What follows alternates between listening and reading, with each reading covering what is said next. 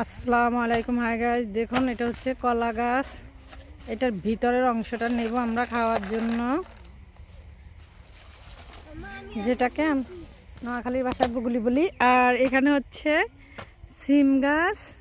দেখুন মাশাআল্লাহ, গাছ থেকে প্রায় 2 কেজির মতো সিম নিয়েছি। আর জোনায়েত এসে বসে আছে গাছের নিচে, বলে আম্মা আমার ছবি উঠান। আর দেখুন এখানে প্রায় আমি 2 কেজির মতো গাছ থেকে সিম নিয়েছি।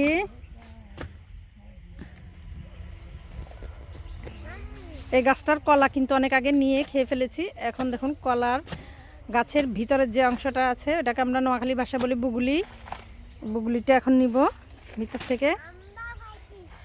তুমিও খাইছিলা?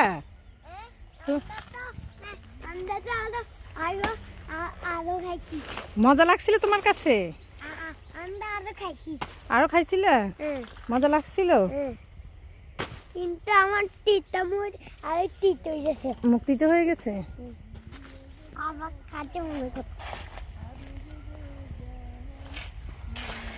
আমি আরো সিঁড়ি খাবো।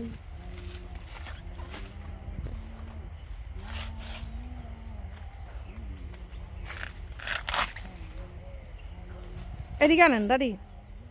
কলা গাছের ভিতরের যে অংশটা দেখুন, অংশটা বের করা হচ্ছে।